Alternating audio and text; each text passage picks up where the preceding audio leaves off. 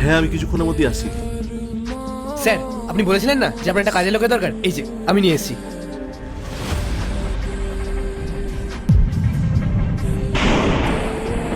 আরে এ তো পূজা।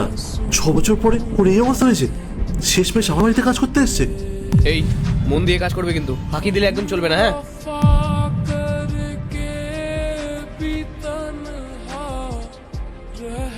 স্যার, আমি তাহলে আসি।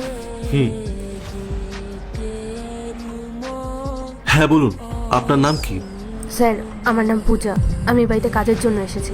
এ কি, তোমার এরকম অবস্থা কেন? ও কিছু না স্যার, এমনি। তুমি মিথ্যে কথা বলো না, সত্যি করে বলো কি হয়েছে। স্যার, আপনি কি আমাকে কাজ দেবেন নাকি আমি অন্য কোনো বাড়িতে যাব? আমি অসহায় হতে পারি, কিন্তু তার মানে এই নয় আপনি আমার ব্যক্তিগত জীবন নিয়ে প্রশ্ন তুলে যাবেন। আপনার যদি কাজ দেওয়ার হয় তো বলুন, না হলে আমি চলে যাচ্ছি।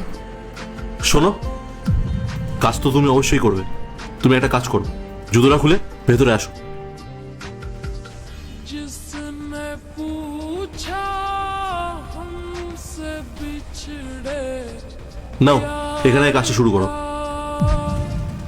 जिसने पूछा हमसे बिछड़े এই বয়সে তোমার পরের বাড়িতে কাজ করা একদম মানায় না। আর বলো, বিয়ে থা করনি? করেছিলাম স্যার, কিন্তু সেই সম্পর্কটা এখন আর নেই। নেই মানে?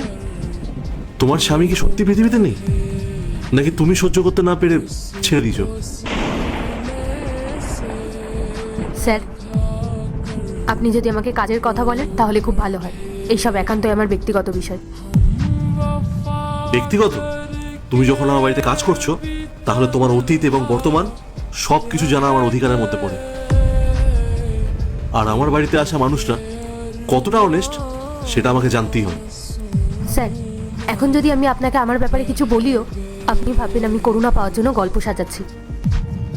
ওসব শুনে আপনার ভালো লাগবে না, আর আমার বলতেও ইচ্ছা করছে না। যদি সেটা আমার গল্পের মতো মনে হয়, একটা কাজ করো, তাহলে আমাকে খুলে বলো। এটা হতে হতে পারে যে আমি সবই বুঝতে পারলাম। কারণ তোমার মতো একটা কম বয়সী মেয়ে কেন লোকের বাড়ি বাড়ি গিয়ে কাজ করে বেড়াচ্ছে, নিশ্চয়ই এর পেছনে কোনো বড় কারণ আছে। আচ্ছা, আপনি শুনতে চান তো? তাহলে শুনুন। এরপর কি হলো সেটা দেখার আগে মায়ের কাছে 10 টাকা চাইলে 20 টাকা দেয়, একটা রুটি চাইলে 2টা রুটি দেয়। সেই মাকে যদি ভালোবেসে থাকো তাহলে ভিডিওতে লাইক করে চ্যানেলটি সাবস্ক্রাইব করে দাও, আর কমেন্টে আই লাভ ইউ মা লিখে দাও। আমি আমার স্বামীর সাথে খুব বড় একটা অন্যায় করেছিলাম।